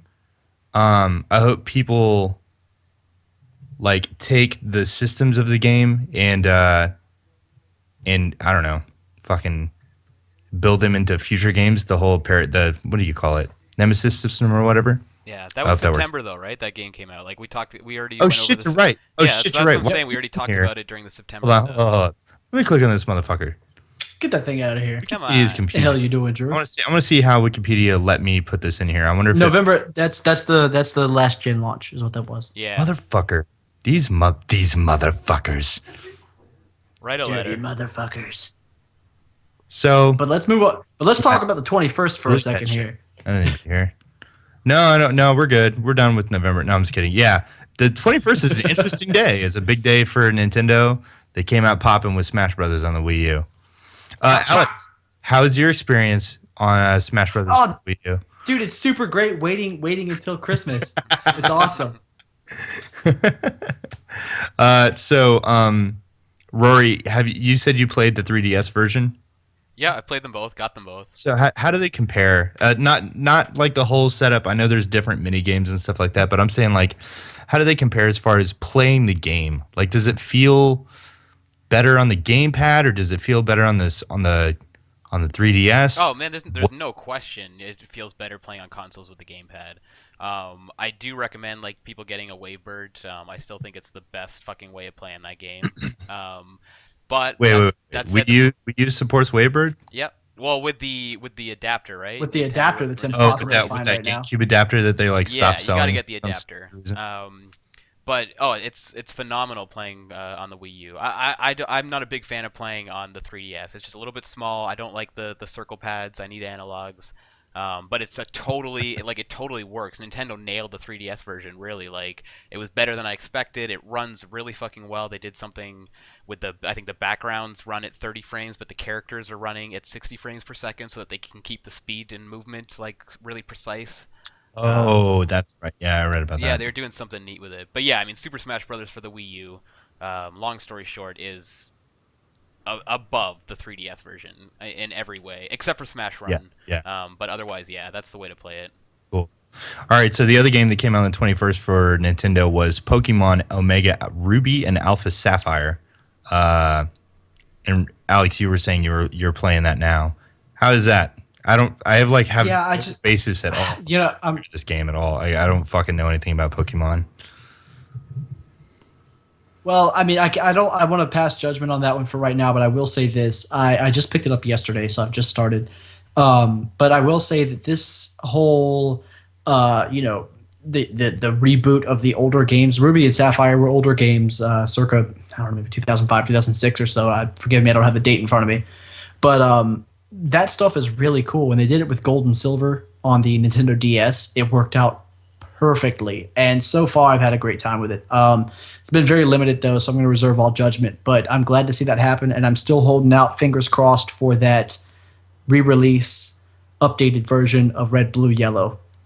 Brofist, I know you guys are with me. Brofist. Yeah. I'm not a Pokemon guy. Yeah. I did play the 3D that's about it. I mean, really, it looks great. It looks just like X and Y, which is a fantastic game. Yeah, I was gonna say I enjoyed X and Y for what it was. I'm not a big Pokemon guy, but I had fun with those briefly. Rad. All right, Yeah, that brings us to. Oh, go ahead, man.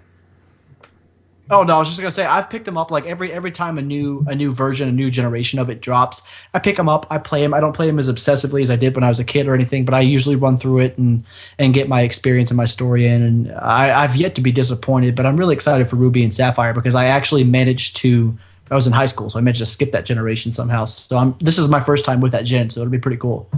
All right, so December had fuck all come out because it's December.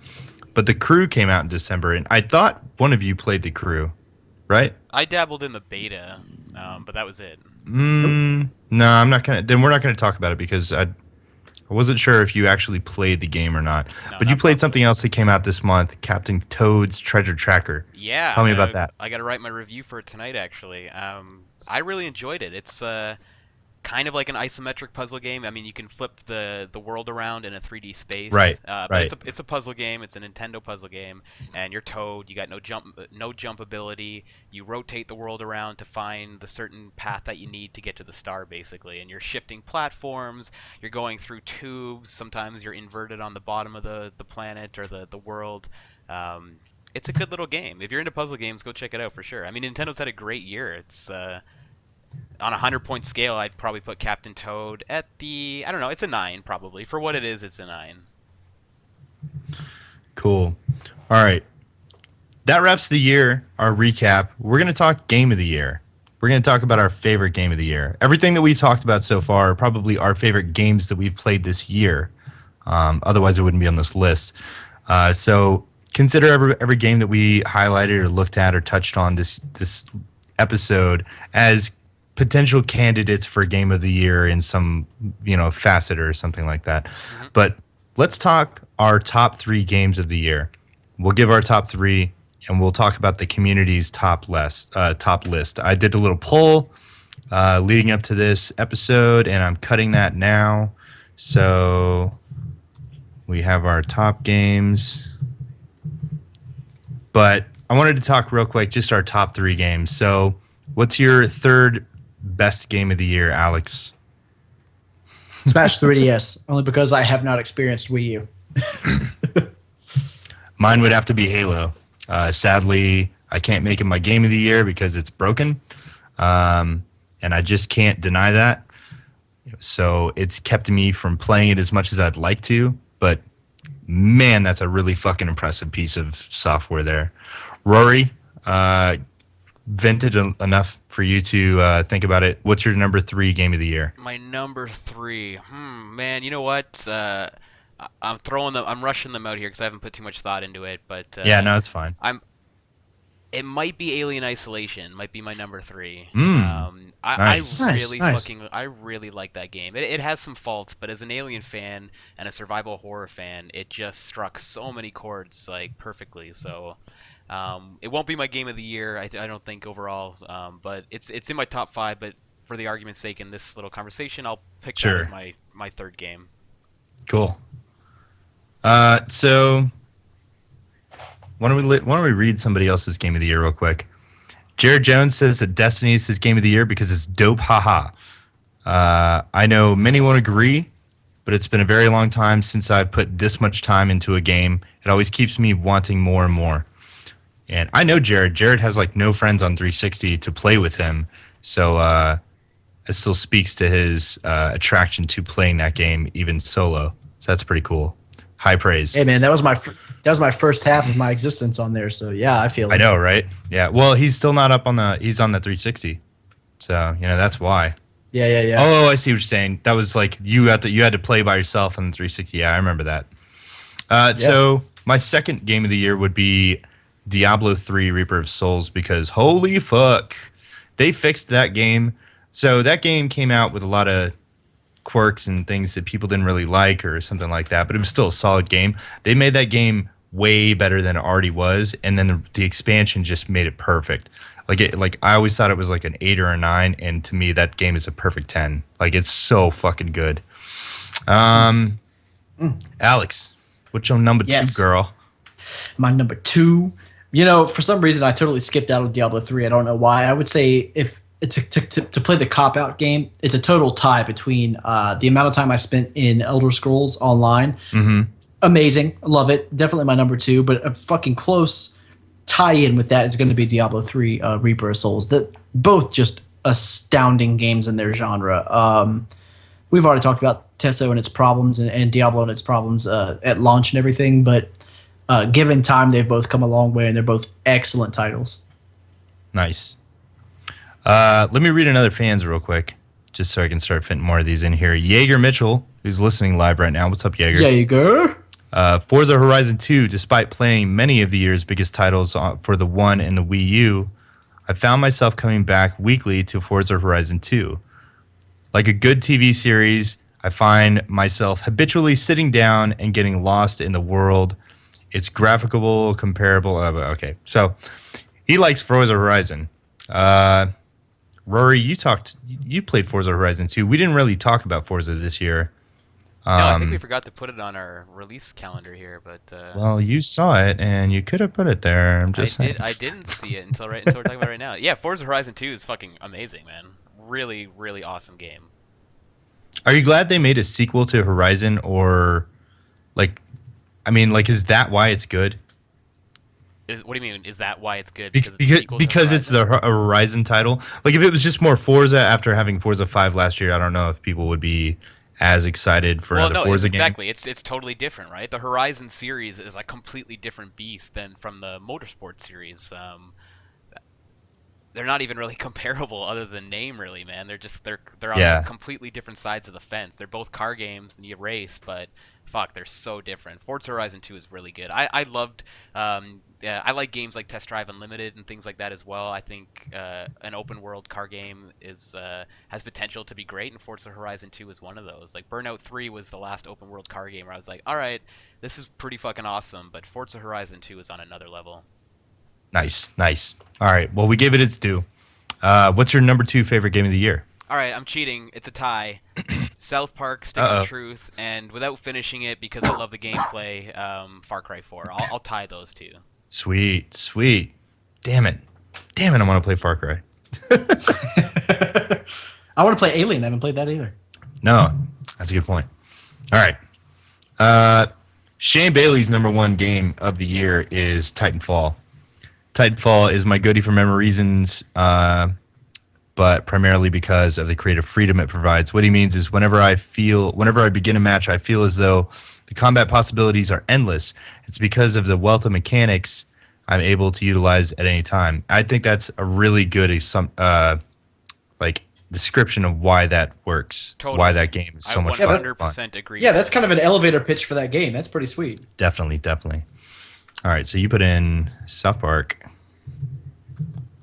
and Far Cry. Psh. Yeah, well, I haven't finished Far Cry, but man, South Park has to be in my top list. It was so good, and Far Cry the gameplay is just amazing. So I've heard really good things about South Park. I played a little bit of it. It does feel good, and it is easy to pick up. I will say Far Cry 4 is really glitchy though compared to Far Cry 3. Like even after the patches, I ran into new glitches last night where I would just try and flip a hang glider that was upside down, and it would just shoot up into the sky. So there's some weird shit going on with that game. All right, so my number one fucking game of the year is Destiny because I can't put it down. I really feel like I will be playing Destiny this time next year. Like I could see myself doing that, and that's even without additional content beyond another DLC pack. Like I just think that their plan is to support it and make it feel fresh and make tweaks to it and add little things here and there. I just think it's a really fucking fun game. And the community is no small part of that. Like the community for Destiny is just incredible. They're all really supportive. It grows every day. You meet new people all the fucking time. Like it's a great place to be. So with that, why don't I grab Esteban? Esteban's top game of the year is Titanfall. He says it's like Costco pizza with Titans. And Tunde Abibola, our buddy over there, Tunde, says that Dragon Age Inquisition is his game of the year. And that's pretty fucking rad with me. Yeah, man. All right, Alex, what's your game of the year? What? My game is Destiny. Oh, yeah, man. Really, Who saw that coming? Yeah, right. I have played the living shit out of that game. And like you said, Yeah. I don't see that stopping anytime soon. It's just, I could talk about it for years, but I'm not gonna. It's great. Play it all the time. It's a lot of fun. Guy Chappie says that Danganronpa 2, Goodbye Despair, those trials. So apparently he likes those trials. All right. Saul, I'm gonna read Phil and Saul from Gaming on Thrones real quick, and then we'll get to Rory's game of the year. Saul from Gaming on Thrones has selected Destiny because he likes to customize and shoot a lot of things. Phil said Destiny as well because most other games come up short for me. I'm still playing Destiny even though it has shortcomings. I will say, so one of the big trends that we talked about, I think we talked about last week or a couple weeks ago, broken ass games. So Destiny is not that broken. I think it's a pretty fucking solid game, and I think because of that, a lot of people, that's why people have played so fucking much of it, because it doesn't fall apart. All right, Rory, what's your number one game of the year, dude? Wow. You know, there's always asterisks next to my shit, but I'll just could never give a straight answer. I know. I feel like that's how I am too. I'm very non-committal. I need more time to really kind of like break it down. So the ordering of my games might change come, my actual legit when I make my game of the year list. But all right, well, people will burn you at the stake. Right now, I'm gonna go with Sunset Overdrive, man. It was a new IP. Wow, it's gorgeous. The gameplay is fucking like phenomenal. The moment you unlock Air Dash in Water Grind, and you can basically go from one corner of the map to the other without ever stopping, without ever touching the ground, switching weapons, blowing shit up, like, man. Yes. Yeah. Sunset is just, it's a crazy game. The sad part about it's got a lot of hype going on. Well, it's the sad part about the game is that when I watched other people's Twitch streams of it and talked to a buddy about playing it, nobody was really playing it right. They were like always on the ground, and they were playing it as if it was something that it wasn't. I can see that. And I'm like, man, you guys are just missing the point of this game in the sense, the gameplay point, sure. like what you can do with the traversal, like running on walls, wrapping 90 degrees around the wall, jumping up, landing by hanging on the cable, pulling yourself up. There's just so much shit happening in that.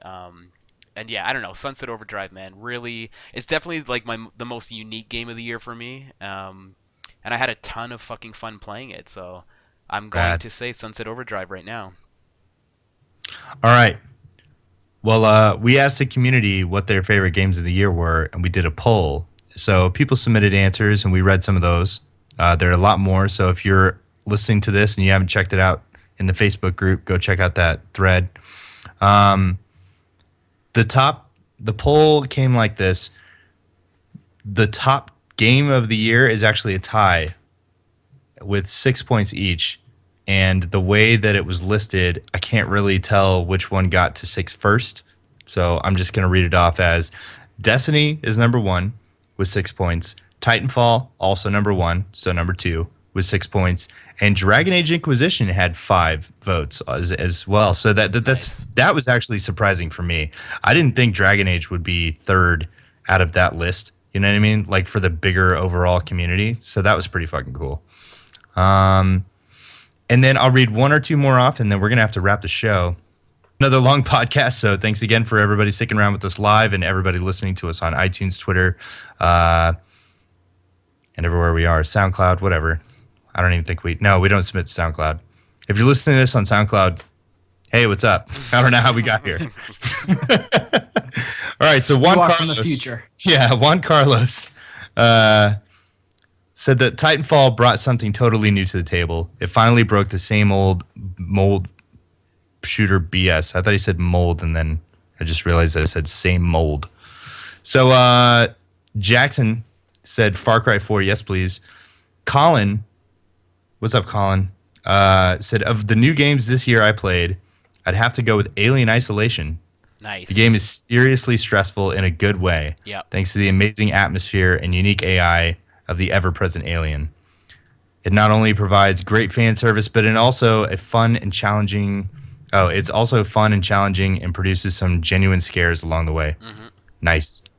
Justin Boyle said Dragon Age. The game is massive, beautiful, runs smooth, and actually functions something most 2014 games can't say. That's sadly a really good point.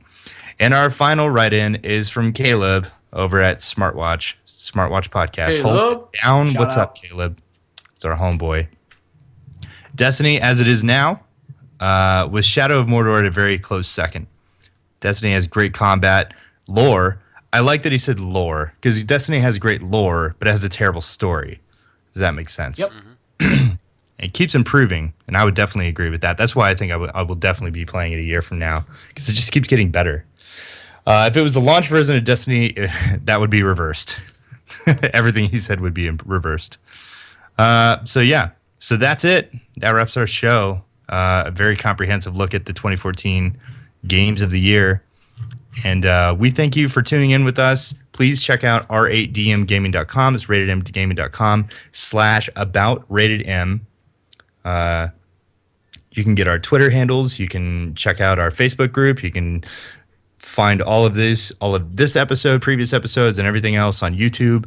And you can listen to us live on Twitch at twitch.tv/ratedm for podcasts at 8 p.m. Eastern every Sunday. Anything else you guys want to say?